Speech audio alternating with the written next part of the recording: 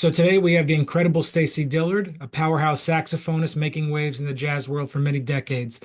After studying at Central State University, a chance encounter with Wynton Marsalis led him to New York City, where he quickly became an in-demand player. With 4 albums as a leader, over 50 as a sideman, and 5 as a co-leader, he's worked with some of the greats, including Cyrus Chestnut, Eric Revis, Wycliffe Gordon, among many others. His sound is soulful, powerful, and unmistakably his own. So just get ready to dive into his journey with me. So, Stacy, my friend, good to see you. Good to see you as well. So, Yes, indeed. has the jazz scene come back since COVID? I mean, you've been on in the city for a long time, but is it back to where it was before, you think?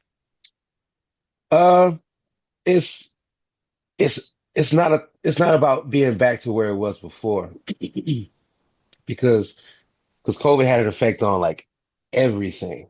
So everything is affected, which trickles down to what happens, in our scene in terms of the spirit of the participation and all that stuff and people being out and working again. Yeah, it has. But I don't know if you can recall the times when like a jam session would start at 4:30 a.m. You know, I mean, for the better, that's gone because when you look back at it, you say like, wow, I was doing that, I was putting that kind of toil on my body.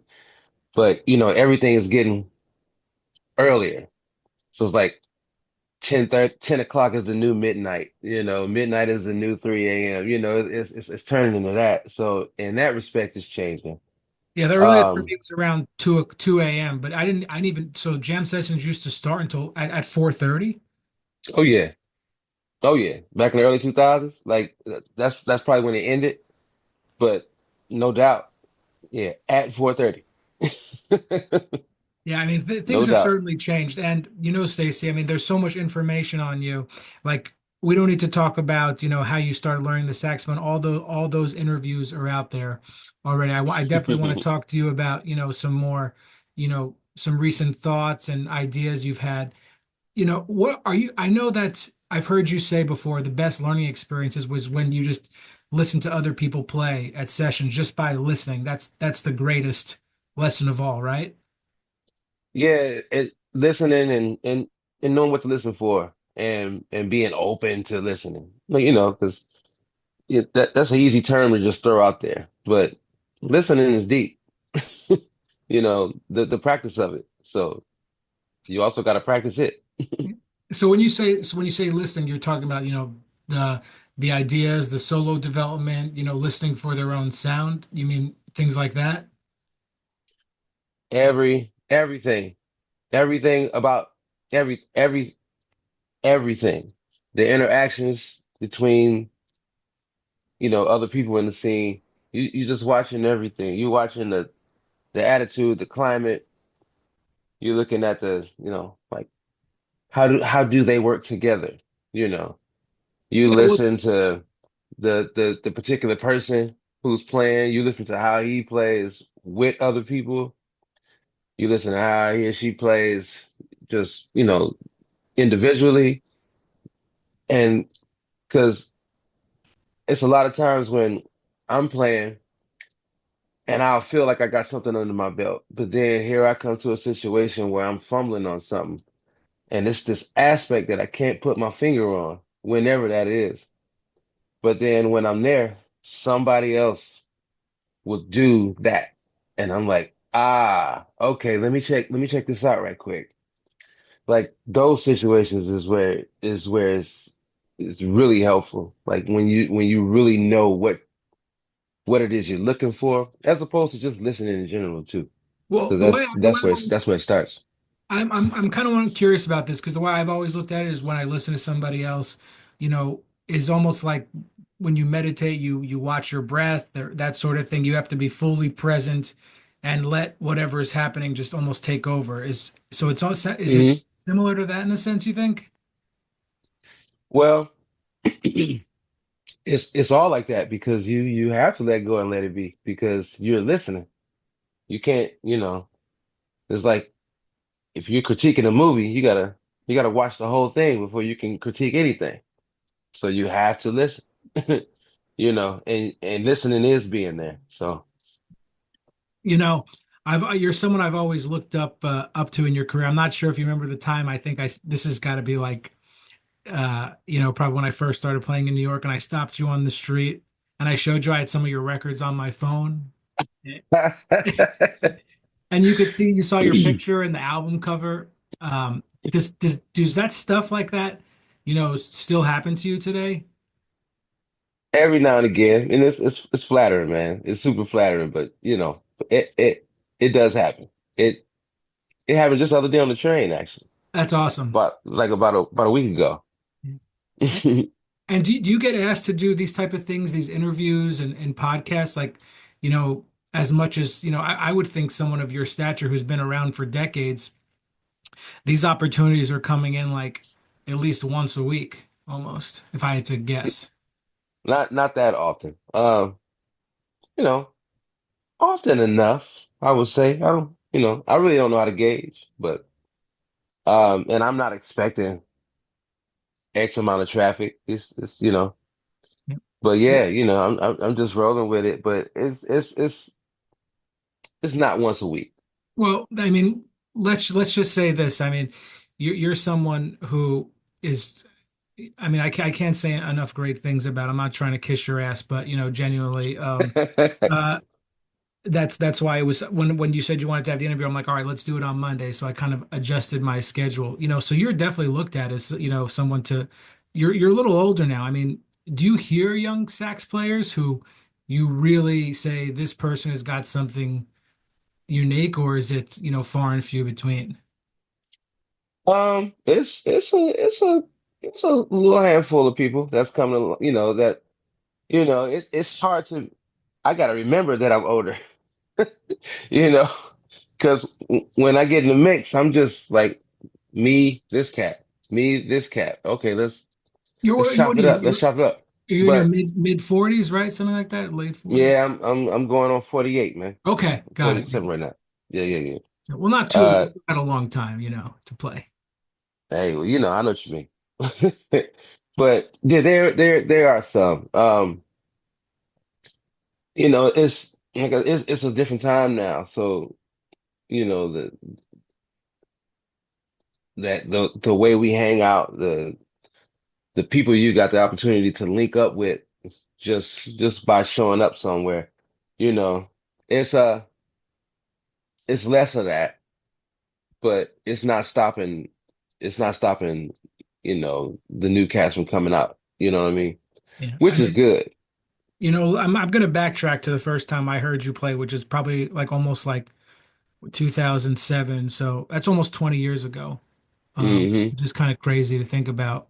And Yes. like then I'm looking back then, and then fast forward another 10 years, to like let's say 2017. I'm like, you're doing your thing. I mean, you've always seemed to be just you get the chance to play at some of the best places.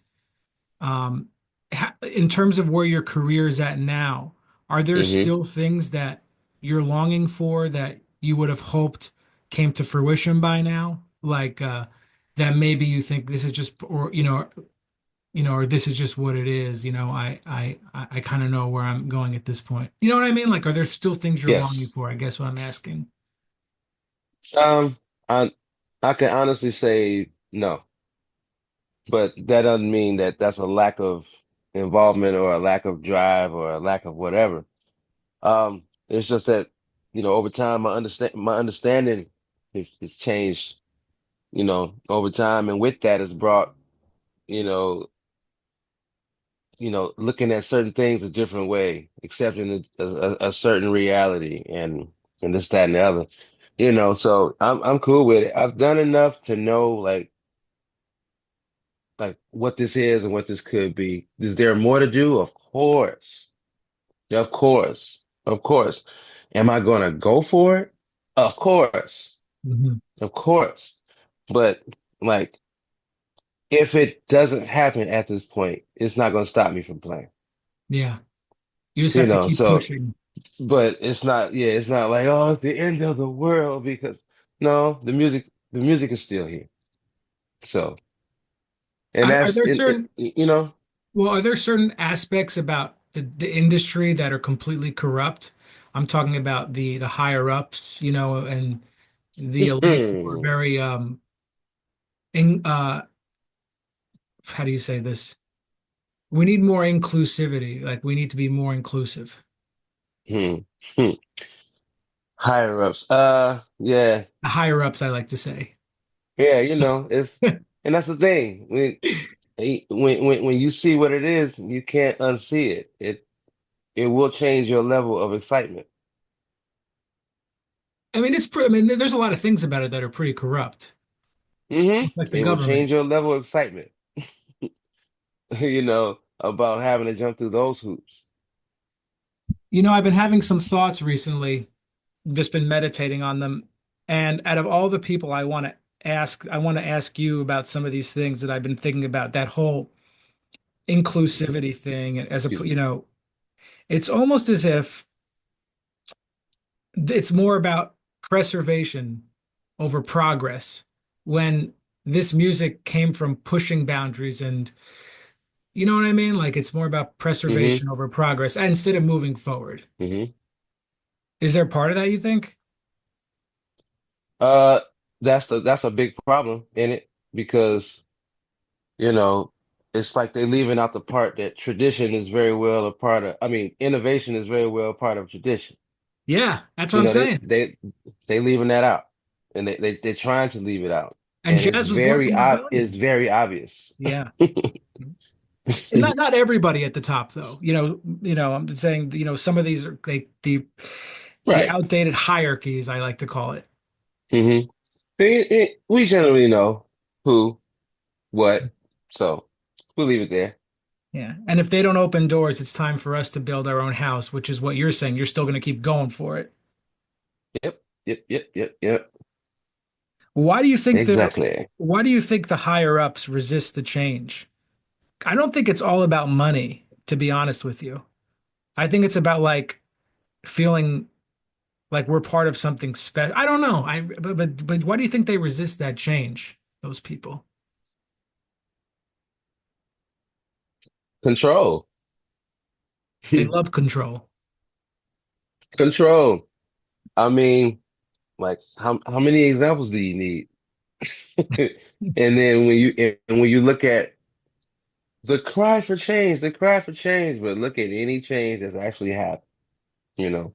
So it's way too many things. But I'm not here to cry about that, I'm you not saying know, that. I just want your even opinion. though I know you're not crying even about though it. it's you know but that is the truth of the matter. You know what I mean? Um, Yeah. you know, it's almost like I mean, you have to, we idolize the musicians of the past, but jazz needs to move hmm forward. We hmm look up to those people always. Those are the heroes and who started it. And hmm they are like, but we need to move forward. Yeah, the once once the music was being cultivated, they didn't have the outside arms reaching in, you know, grasping it. They didn't have the business grabbing it. They didn't have the academic side grabbing it. It was able to be what it was, you know. And Yeah, then I and mean, then well, when it was documented, it was documented as what it was. Because, you know, think about like all those great albums that we listened to from back in the day and how fresh they sound right now. always. Now you can listen to an album from 2011 and it's like it got dust on it, you know? It's got Like what? I'm sorry, I didn't hear you. What'd you say? dust on it. They got like a bunch of dust on it. It's like oh it got an old Burger King cup sitting on it. Exactly. You know, that joint chilling. And it's like why is that? And it could be something that was very hot at that time, Yeah, well, but they it's just created the music too. They invented it, in that time. hmm yeah. But my point is they were able to do it the way they had it in mind to do. They didn't have somebody coming in saying, "Hey, can you make this short?" can you make this radio friendly? Can you make this? Can you play this to appeal to this? Can you do this? Da, da, da, da. It's like, man, what about my vision? You're getting in the way. You know, it's telling people to, hey, don't be so convicted. Be more convicted. You can't. That's like telling me at 3 o'clock. You know, you got to drop a deuce at 3 o'clock. Okay, so be ready. Like, I can't do that. Yeah. Like that's against me. And that's, and that kind of involvement, you got people thinking about so much more than the music, that like when they get in the studio, they got to think about these things instead of just letting go, you Yeah. know? I mean, that's just what I think. No, I agree with you. And that's just what I think. Do you think that I think, well, do you think that we have the power ultimately as the musicians, though? We reach the people directly, the audience, as opposed to the other side of that. Or do we need a Um, boost? We need a boost too, you th know? there is high possibility of that, but the world of musicians is as diverse as the world itself. So it's always going to be some opposition somewhere when it comes to, I'm not trying to be a pessimist. I'm just trying to be realistic here. But there, where there are people losing, there's somebody winning, and they don't want that change. So Yeah. there's going to be a butt of heads, Yeah. I you also know. think, yeah, and you mentioned the schooling before, but I think I heard you talk about school because, it seems to me jazz education is almost sometimes I think a bit like unrealistic because it's only they teach you how to play, but then you go into the real world and the jazz musicians don't have any entrepreneurial skills as well, which is also part of the problem. Like the musicians get told, "Oh, just go to jazz school," and then that's it. That's part of the problem too. Yeah, and well, it's like the good side is like you go to a place. Let's say you go to university in South Dakota, you know, like outside of class, like where's the real hang, Hmm. you know, for a place like that. But the good thing is that they can still introduce you to it in the college. That's the good thing about it. And you know, I don't I don't know if I could say it's their job to, basically what you have to do is teach you how to be you. Hmm. You know what I mean? And I don't know if that's not the university's job, so to speak. You know, it's their job to show you about the music. Yeah, yeah, yeah, yeah, yeah. But when you step out into the world and you're at a jam session, you gotta, this is where listening comes in. You gotta listen to the crowd and see what that's like. You gotta listen to the atmosphere to see what the energy is like, so you know how to move. You know what to play instead of putting together like a college formulated set list. Like, okay, time for a ballad, time for something fast, time for this. No, don't do that. Watch the crowd. Feel the room. The You can room will only gain tell you. experience pacing a set from actually, failing at it. Yes, yes, yes. And but this is where you try it. Instead of constantly bringing in that preconceived set already, which is a lot of people do. It's like, it's like you go into a singles event, right? To meet some ladies or something, but you've been practicing in the mirror exactly what you're going to say. That's not going to work when you get to the club. When you practice everything that you're going to say. What about when you have to respond to what they say to you? Like, then what? Yeah. So it's like that. It's like just learn how to be natural with it. Yeah, it's crazy because I remember like going, growing up a pretty sheltered kid and then going to music college and then first time going into any clubs in New York City, it was like, what the fuck is this? I Yeah, was like, this is I crazy. This is crazy. I'm like, I've never seen anything like this before. Like the first time I ever went into Fat Cat, it was, I was like, I'm in another world right now. After, and I traveled as a kid and stuff, but you know what I mean? I was like, this is nuts. I remember I remember the rush, man. I know exactly what you're talking about. I remember it every time. But I was you know, I was like 25 when I got to the city, you know, as opposed to seeing like 18, 19-year olds. And I had been through some things already. So, so it was easier for me to kind of grasp, but that excitement, that rush, that, oh, am I ready for this? That whole, oh yeah, it happened. And you're never It, ready. say it again? You're never ready when you first, on the take. Oh no, I wasn't ready because, I never visited before I moved here. I just moved. And that was 2 weeks before I actually did when I made a decision. Um, So I also it was a wanted to big jump. talk to you, I really want to touch on this with you as well. Um, do you are you able to just perform jazz as far, for your income, or, or I mean, do you still have to do other types of styles to, to make a living? I'm just kind of curious about that. If you want to answer that, a musician would love to know that. Um, well, see, the thing is, I like all styles anyway. Okay, yeah, yeah. Like Mhm. I came into the game. Uh, I mean, jazz was last for real. Same. You know, but as far as myself, I think it's possible because I that's primarily what I get. Yeah. It's not that often when I'm doing like other things, but it happens often enough, and you know, much appreciated also. But as far as just the jazz stuff, because that's how you get labeled sometimes, and that's fine, You mean labeled as just like a jazz jazz musician, like that's it, you yeah. know. But I'll drop a smooth album on you in a heartbeat.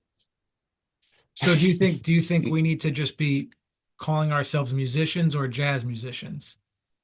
Well, if we're playing jazz, then like whatever it is you're doing, that's what you are. Okay.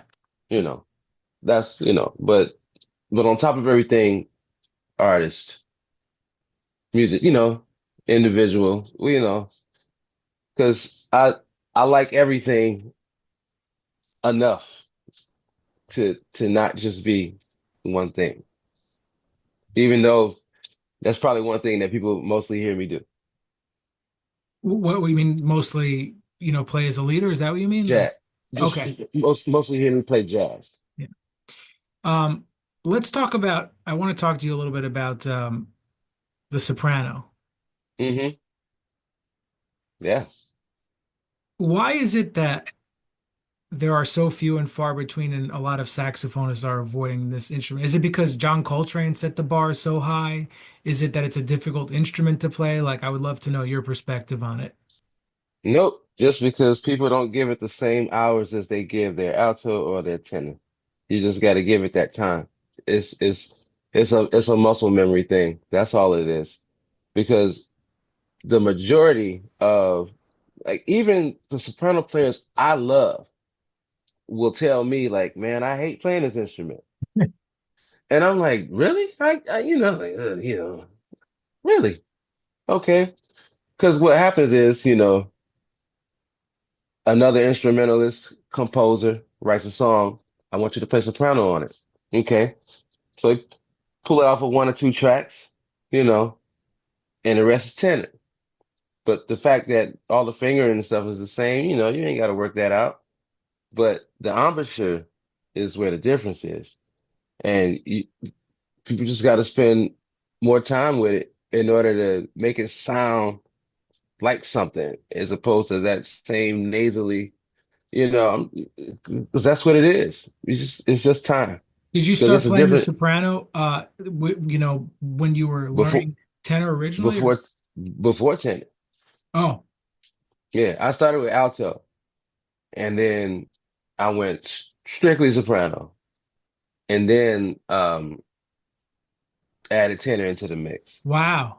Yeah, That's crazy. yeah, because soprano is the one that made me say, "Oh, alto." I was highly interested. Soprano, I fell in love. Yeah. That's how it worked out. Like, as soon as I touched it, I sounded like shit, but I knew. I took a look at the horns, like, damn, this is. I might be. I'm gonna do something special with this. Are I'm in high school talking about this. are you teaching it all now these days or just, just playing, directly? Yeah, teaching, both private and adjunct. You know, up at Bar College, I do a little adjunct at New School, and just like I said, mostly private stuff, and do a little master class here and there at NYU or Princeton or something like that. But When you do the master classes at like NYU or something, uh hmm is that just you by yourself or is that with, with another with other musicians? it's it's either me by myself. It's a combination. Sometimes it's me. Sometimes it's a band.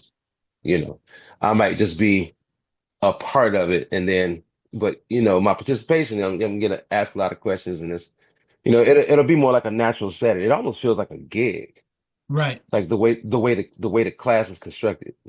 So in a lot of cases, but when it's just me, uh, sometimes it's just like a formatted where it just goes loose and free, or students have questions prepared already. Would you be open if a university offered you a position to be a full-time professor, just basically, what do they, get what to do that tenure or, benefits? Is that something you think you would ever be interested in doing if it was offered to you, or you're just, you don't want to go down that road?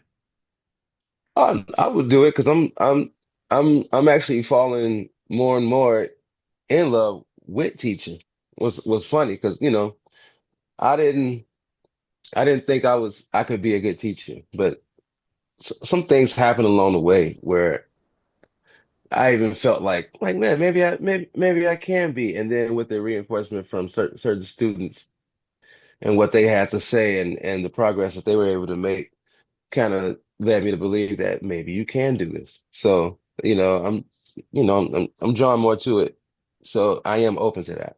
So you're enjoying it more now than ever, it sounds like. Oh yeah. And are you still enjoying playing with as much as you have? Oh yeah. Of course. It Uh, never it's always something to learn. when's your next gig coming up? I'll be at Dizzy's playing with Melanie Schultz on I think it's Wednesday. I don't have the calendar. Oh, that's the 26th to 27th. I will be there on the 27th at Dizzy's with Melanie Schultz. I think Donis Rose is going to be playing too. It's going to be nice. Do you like playing at Disney? Is that one of your, preferred venues, stages in the city? Oh yeah. Oh yeah. I've been playing at Dizzy since they opened the doors. But it's always been a cool place. What's your A favorite place lot to of play? I know you're gonna say it's you a like all, toss there's up. got to be like a couple or one or two. It's I love playing in the Vanguard. I love playing at Smalls. I love being at Smalls. Uh Zinc Bar, especially when it was on LaGuardia and West Broadway. Um that oof, Oh, those are the good times. original one, the original Zinc Bar. Yeah. Yeah. I mean the new one, I like this one too. It's sweet too. But that one was, that was special. The old location of the Jazz Gallery, I like that. I like the new one too. But those we go there. Yeah, That's the about the it. names could just keep going on because you like them all, which is. I I mean, kind of do. They all got their own flavor. Yeah, and the way you're talking about it too, you sound still more excited about it than ever. Hey, that's what it is. You know, I love this. Yeah. I've talked to jazz musicians. I'm like, how long do you want to be doing this for? And like, musicians who are like maybe in their 60s and they're like, the idea of retiring like just does not even exist for musicians whatsoever. Yeah, I'm not. Yeah, nah, I ain't thinking about that. Nope. Nope. I'm I'm also thinking kind about of what to curious. do if I can't play. Yeah. I'm also kind of curious too because you've worked with so many people and so many people have, called you to play with them, that sort of thing. Lead your own groups and stuff. Who's someone that like in the jazz world now that that if you collaborated them, like just someone you really wanted to work with but just haven't gotten, the chance to in a professional way. Is there anyone that just kind of comes to mind? Mm, mm, mm, mm.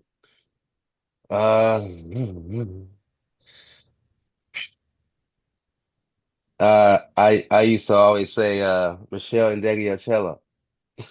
That was always my first name, and that is still my first name. That's just the truth. That's my first name. Um, I ain't really chop it up with Christian McBride yet. We've got to mix a little bit, but not intensely. Oh, Um, like you mean like you haven't worked together in a professional sense, just kind of in the yeah. mix. Well, yeah, yeah.